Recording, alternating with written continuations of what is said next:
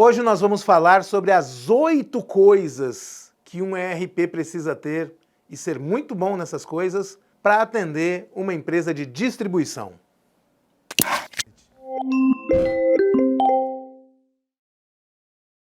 Damas e cavalheiros, eu sou Marco Salvo, mestre do ERP, e muita gente me procura, muita gente me pede para falar sobre, olha, o que é que um ERP de distribuição, para ser bom, para ser completo, precisa ter. Então eu estou fazendo hoje esse conteúdo aqui para falar de 8 coisas que um ERP de fato precisa ter para atender bem a uma empresa do segmento de distribuição. Na verdade são 5 mais 3. 5 que eu vou dizer que serviriam para todo mundo e outras 3 que vai depender caso a caso, dependendo do tamanho, dependendo do tipo de negócio. Então vamos lá. Primeira coisa, antes de mais nada, um ERP precisa ter de fato uma análise de giro inteligente, uma sugestão de compra inteligente, uma sugestão de compras ativa que de fato ajude a empresa a projetar qual é o estoque que ela precisa, de modo que a empresa não tenha ruptura de estoque, ou seja, não falta produto para vender e ao mesmo tempo não tenha estoque demais, porque é muito fácil você ter um estoque gigante, empatar lá um monte de dinheiro e sempre ter produto para vender. A mágica consiste em você ter o mínimo estoque possível que atenda o seu cliente, que faça com que o seu cliente, ao procurar o produto, encontre no seu negócio. Essa análise de giro tem que ser projetiva, ela tem que fazer aquele cálculo que a gente aprende, né, quando está estudando gestão de estoque, o cálculo de regressão linear, para verificar, com base no histórico passado e com base nas metas, qual é a projeção de venda para o próximo período. E a partir dessa projeção de venda, o sistema faz o cálculo da sugestão de compra, considerando o estoque mínimo, considerando o lead time de fornecimento do fornecedor, se já há pedidos que estão comprados ou que estão vendidos. A ideia é fazer com que o sistema antecipe qual é a demanda futura com base na análise da demanda passada combinada com as metas de vendas e estabeleça qual é a sugestão de compra para que a empresa faça a melhor compra possível. E isso não pode ser uma coisa que dependa de um comprador ou dependa de alguém, deixa eu ver aqui como é que é, gerar um relatório. Não, tem que ser uma coisa que simplesmente apareça, né? A pessoa quando vai fazer o uso do sistema está lá, hoje é isso daqui que você tem que comprar para fazer a melhor gestão de estoque do seu negócio. A segunda coisa, obviamente, é que o sistema precisa ser bom para vender, né? Precisa ser rápido, o faturamento precisa ser rápido. Ainda existem sistemas de ERP, meu Deus do céu, em que as pessoas têm que emitir uma nota fiscal de cada vez, ou que as pessoas têm que emitir um cupom fiscal de cada vez, ou que as pessoas têm que fazer lá uma série de coisas para fazer um faturamento. Não, o faturamento tem que ser uma coisa simples, é clique, clique, puff, porque de fato você tem que responder a um processo em que as coisas estejam encaixadas. Se você tem que penar para emitir uma nota fiscal ou um lote de notas fiscais, ou se você tem que ficar ralando para emitir nota, boleto, extrato, documento, não pode. É preciso ser muito rápido. A terceira coisa é que a sua logística tem que funcionar bem. Você tem que ter um sistema que faça algo por você em relação às suas rotas de entrega, a sua sequência de entrega, como colocar no caminhão, como fazer a separação, como fazer a conferência.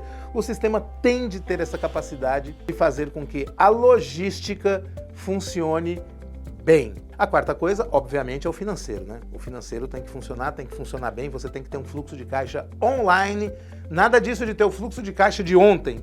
Nada disso de ter que esperar amanhã para saber qual é o resultado. Tem que ser um fluxo de caixa consolidado e online. E tem que ser uma coisa de fato adequada ao seu negócio. Não pode ser, tá aqui o fluxo de caixa, é só esse que existe, não tem jeito de mudar.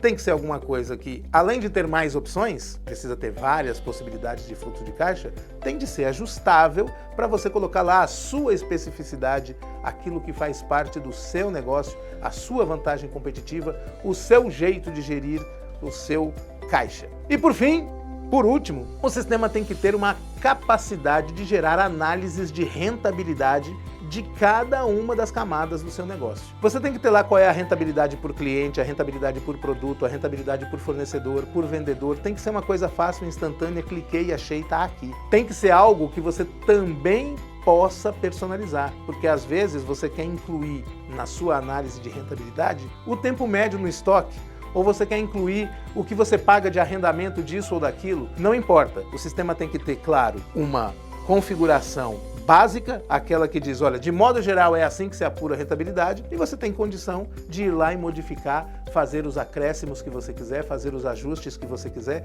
para que você tenha instantaneamente a rentabilidade, o DRE de cada um dos seus clientes. Se você quiser saber a vida de um cliente com tudo que ele te proporciona, tem que ser instantâneo. Ou de uma cidade, ou de um bairro, ou de um grupo, não importa. Qualquer camada do seu negócio tem que estar sujeita a uma análise de rentabilidade instantânea e confiável. Bom, aí tem aqueles outros 3 itens que a gente julga que é importante você levar em consideração. O primeiro, dependendo do tamanho do seu negócio, é o WMS, ou seja, um sistema que faça a alocação dinâmica do seu estoque de acordo com regras pré-estabelecidas, mas para que as pessoas não precisem pensar, né? Para que o próprio sistema diga, isso aqui você vai guardar aqui, esse aqui você vai buscar aqui, esse lote está vencendo aqui, isso aqui está desse jeito, ressupra, refaça, busque, configure. O sistema tem que ter essa capacidade de fazer dinamicamente aquilo que as pessoas fazem no dia a dia, pensando no que vão fazer. O WMS vai fazer com que as pessoas sejam desoneradas de pensar no que fazer, porque a estratégia já está lá, e aí as pessoas vão trabalhar mais rápido e com muito mais produtividade. Mas isso depende do tamanho. Isso é adequado a partir de um certo volume e aumenta muito a produtividade das equipes. A segunda coisa é a questão fiscal e contábil. Muitas empresas optam por fazer o fiscal e o contábil terceirizado num escritório de contabilidade. Mas, se a sua estratégia é internalizar o controle fiscal e contábil, é muito importante que o ERP tenha módulos fiscais e contábeis e não dependa de integrações com terceiros, porque toda vez que muda a versão tem que mudar a integração. Vem aí uma reforma tributária que vai ficar todos os anos mudando de regra e vai fazer com que seja necessário muitas integrações e muitas trocas de versões entre sistemas. Então o adequado é que o seu sistema de ERP, se a sua contabilidade é interna,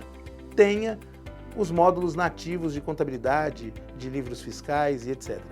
E a última coisa, a oitava ou a terceira daquelas coisas que são adicionais, é o fato de que o seu sistema tem que estar bem integrado e facilmente integrado com o comércio eletrônico. Porque cada vez mais as pessoas precisam de multicanalidade para comprar de você. Não adianta você ser apenas um distribuidor convencional, que vai lá, bate na porta do cliente e vende para ele. O cliente tem que estar lá às 3 horas da madrugada assistindo a série dele e lembrou que tem que repor o estoque e vai lá e fazer a compra. Então o seu ERP tem que ter uma boa integração com o marketplace, com o e-commerce, com o seu canal de vendas, como quer que seja. Eu falei das 8 coisas aqui, mas eu vou dar mais uma de lambuja, que é o seguinte: muitas vezes as pessoas, ao escolher um sistema para distribuidor, têm uma ideia na cabeça.